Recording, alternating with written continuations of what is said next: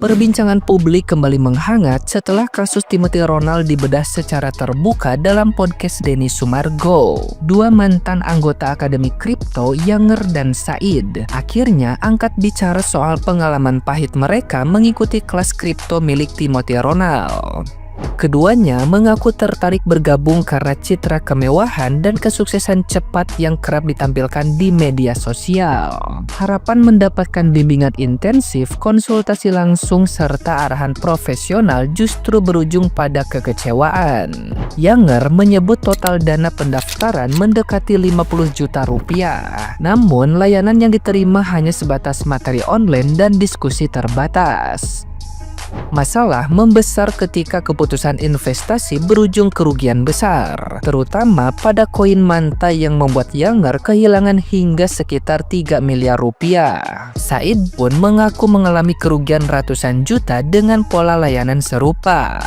Keduanya juga menyoroti dugaan tekanan sosial dan intimidasi terhadap anggota yang mempertanyakan hasil atau kredibilitas mentor. Hadirnya Gema Guyardi dalam podcast menegaskan bahwa persoalan utama terletak pada layanan yang tidak terpenuhi terlepas dari risiko investasi. Faktor FOMO, minimnya manajemen risiko, serta ketimpangan ekspektasi akhirnya menjadi kombinasi yang memperparah dampak kasus ini, bahkan hingga mengguncang kehidupan pribadi para korban. Nah, gimana nih menurut netizen yang terhormat? Silahkan berkomentar ya.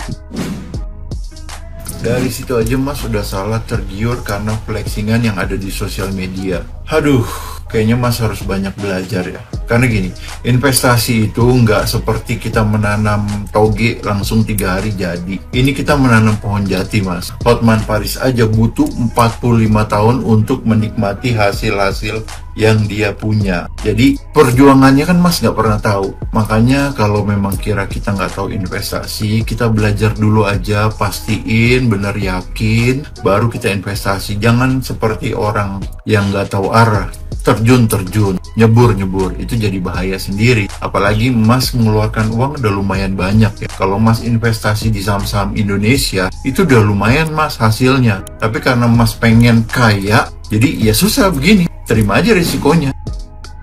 Timothy Ronald dilaporin polisi. Kalian tau nggak? Aku juga main kripto. Untung, ya pernah. Rugi juga pernah juga. Terus aku nyalahin orang lain nggak? Enggak, karena itu kan resiko sendiri. Aku berani main kripto dengan dengan resiko tinggi. Ya itu keputusanku sendiri. Nggak bisa dong aku nyalahin orang. Kalau misal cari info seputar kripto, kok sebenarnya yang gratis banyak. Nggak perlu lah masuk kelas kayak gitu. Apalagi berbayarnya sampai puluhan juta ya. Ngapain? Jangan mudah tergiur. Itulah artis flexing yang kelihatannya punya ini punya itu. Ya dia kan jualan kelas, pasti kan biar orang tertarik gimana caranya biar dia kelihatan kaya. Terus kalian gampang tergiur. Jadi sebenarnya Timothy Ronald nggak salah-salah amat sih. Yang namanya orang jualan kan kayak gitu ya. Terus kalian tergiur, gimana dong?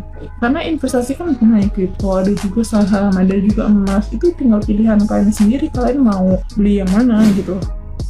Kalian tahu nggak berita yang lagi rame nih, pelaporan Timothy Ronald dan Khalima Sada? Gue bingung sama orang Indonesia, kenapa ya nggak pada kapok-kapok gitu? Kan model-model semacam ini kan sudah pernah terjadi sebelumnya. Dulu ada namanya influencer Indra Kents, terus ada lagi orang Bandung, siapa namanya, Doni Salman. Ini kan mirip sebenarnya. Ini kan sama aja kayak dukun yang bilang kalau dia bisa menggandakan uang, terus dia ngajak orang supaya uang orang tersebut digandakan. Ini kan sama kayak misalnya influencer semacam ini yang punya kelas VIP, bayarannya puluhan juta, terus dia ngasih sinyal koin atau saham yang naik. Ini kan sama aja. Kalau memang dia tahu saham yang naik itu mana, koin yang naik itu mana, ya pakai duitnya sendirilah.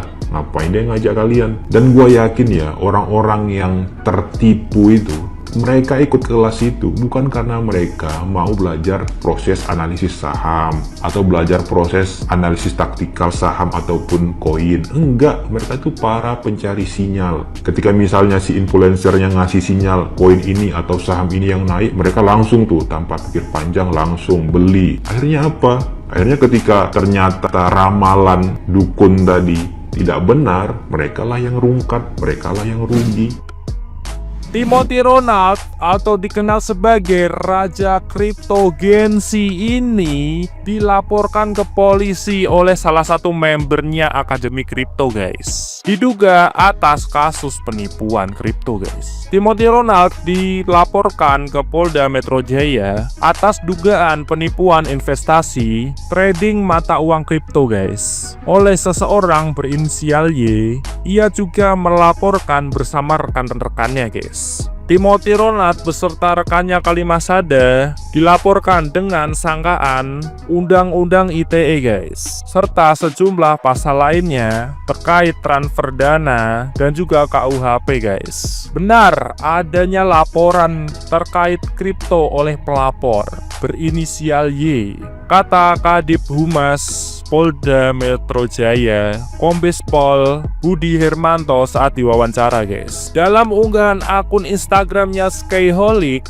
laporan tersebut dibuat oleh sejumlah member Akademi Kriptonya guys. Komunitas member yang didirikan oleh Timothy Ronald dan juga Kalimasada guys. Akun tersebut mengklaim bahwa kerugian total membernya sejumlah 3.500 orang yang mengalami kerugian total estimasinya sekitar 200 miliar guys. Para korban sebelumnya sempat takut melapor karena adanya dugaan ancaman guys, dan akhirnya sekarang membentuk sebuah grup dan juga mendatangi polisi bersama-sama guys. Pada saat ini laporan tersebut masih dalam kondisi awal. Pihaknya juga akan memanggil pelapor untuk mendalami bukti-bukti kasus tersebut guys. Jadi menurut kalian gimana? Apakah Timothy Ronald melakukan kesalahan dan juga melanggar? Silahkan tulis kolom komentar di bawah.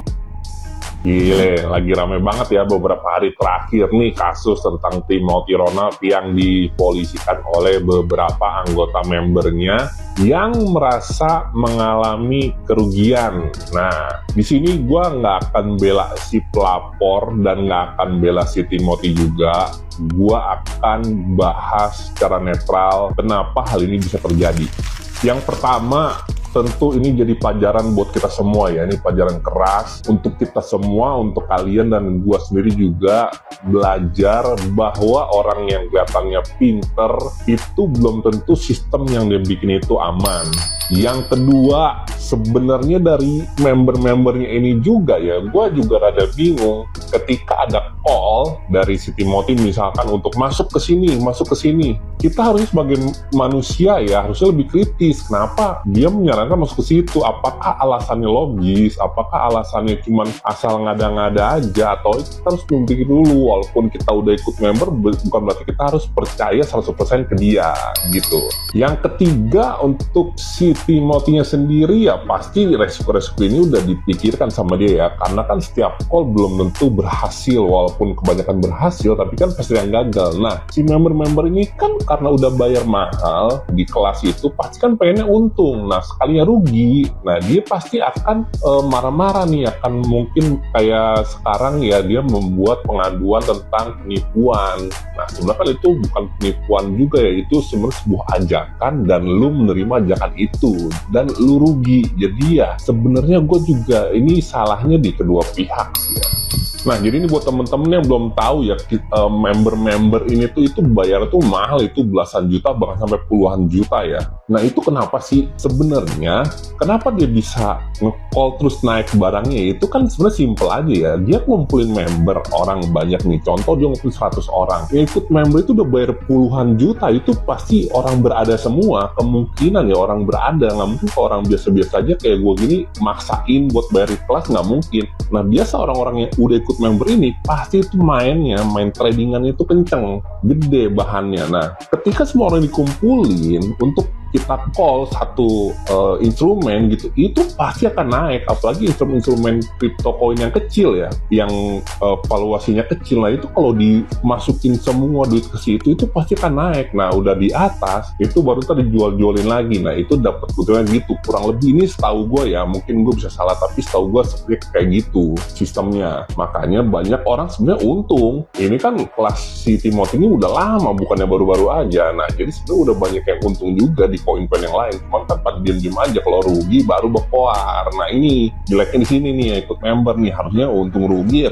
terima sendiri. Nah jadi pelajaran apa yang bisa diambil? Kalau buat gua ya, ini sih pelajaran yang gua ambil buat gua sendiri ya, jangan mau duit cepet lah. Itu kan sebenarnya mereka itu gua nggak balik lagi ya, nggak saling member ya, tapi yang ikut situ pasti berharap lu dapat keuntungan berkali-kali lipat dalam waktu singkat, karena nggak ada di dunia ini yang bisa kita dapatkan dalam waktu singkat gitu. Semuanya butuh proses, jadi kita perlu belajar dulu, kita perlu memahami poin yang mau kita masukin. Nah setelah itu baru bisa keuntungan itu bisa dapat juga, pasti pelan-pelan, nggak ada yang langsung instan. Kalau yang semuanya langsung instan, pasti loss-nya juga bisa langsung instan juga. Nah itu sih pelajaran yang gue dapat ya. Jadi dari kasus ini gue juga belajar banyak. Nah semoga juga teman-teman yang nonton video ini juga belajar banyak dari kasus ini, biar kita jadi lebih kritis lagi kalau ada ajakan atau untuk masuk ke suatu emiten atau suatu saham, koin, lebih kritis lagi. Kenapa kita harus masuk sini? Apakah benar dia akan naik atau enggak? Plus minusnya harus kita cari dulu gitu. Jadi intinya jangan malas belajar juga, dan jangan nafsu juga untuk masuk banyak. Ini perlu perancangan. Nah itu ya teman-teman. Jadi dari kasus ini kita dapatlah banyak hal untuk pembelajaran ke depannya. Oke.